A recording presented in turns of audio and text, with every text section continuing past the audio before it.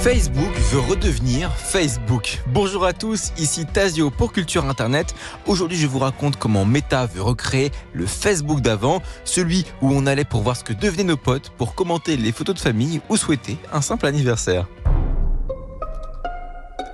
C'est officiel, Meta a annoncé le retour du fameux fil d'amis, une nouvelle fonctionnalité qu'ils appellent Friends Tab et qui promet de remettre en avant ce pourquoi Facebook avait été conçu à la base, les amis, la famille, les gens qu'on connaît quoi. L'annonce a été faite la semaine dernière, relayée par de nombreux médias et elle marque une tentative claire de retour aux sources. Mais pourquoi et à quoi est-ce que ça va ressembler ?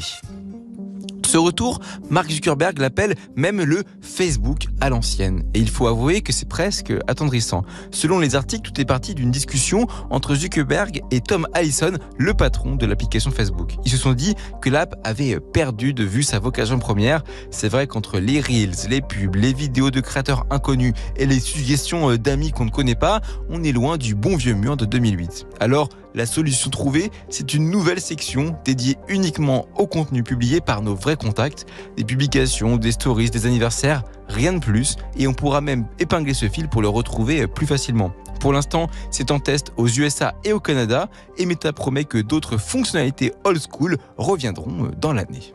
Mais pourquoi ce retour en arrière ? Pourquoi maintenant ? Parce qu'en fait, Facebook est coincé entre deux univers. D'un côté, il veut ressembler à TikTok, il pousse des Reels, des vidéos d'inconnus, du contenu algorithmique quoi. Ce type de contenu fonctionne, il fait rester les gens plus longtemps, il rapporte donc plus. Mais de l'autre côté, cette évolution, elle a fait fuir les utilisateurs historiques. Beaucoup n'ont pas compris pourquoi leur fil était rempli de vidéos de gens qu'ils ne suivent pas. Et surtout, ça a coupé l'un des ciments de Facebook, les liens entre les personnes. Meta l'admet dans Mashable, le charme de l'utilisation des réseaux entre amis s'est perdu en route. Alors, ils essayent de recoller les morceaux un peu comme ils peuvent, de réinjecter un peu de chaleur humaine dans un univers qui ressemble de plus en plus à un sacré bordel qui va un peu dans tous les sens.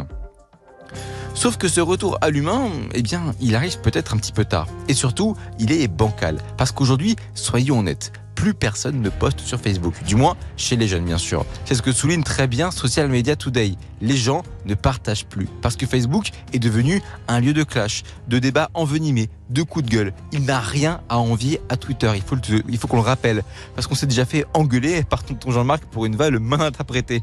Alors, on a migré sur des groupes privés, des messageries, d'autres réseaux. Résultat, un fil d'amis aujourd'hui, ça risque surtout d'être un petit peu vide. Et Meta ne le cache pas, ils ne s'attendent pas à ce que ce fil devienne plus populaire que le fil principal. On dirait presque qu'ils le font juste pour dire « Regardez, on n'a pas oublié les potes ».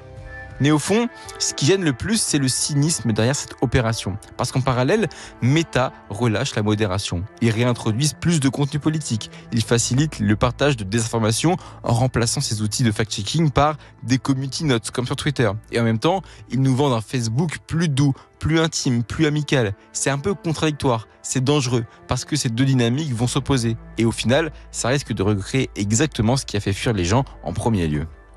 Et puis, il y a autre chose derrière ce retour en arrière. Facebook surfe sur une époque fantasmée, celle des débuts des réseaux où tout semblait plus simple, moins toxique, moins anxiogène. Une époque où on partageait des photos floues de soirée, des statuts débiles, des quiz « Quel Pokémon es-tu ?» On était dans l'instant, pas dans la stratégie pour devenir créateur de contenu. Pas encore dans les algorithmes qui polarisent. Ce que Facebook veut vendre aujourd'hui, c'est ce souvenir. Le souvenir d'un réseau qui faisait du lien au lieu de créer des camps. Mais est-ce qu'on peut vraiment recréer cette ambiance dans le monde actuel avec les tensions et les fractures qu'on connaît ? Est-ce que ce n'est pas déjà un peu trop tard ? C'est peut-être ça la vraie question. Alors, est-ce que le Facebook à l'ancienne, est-ce qu'il va revenir ?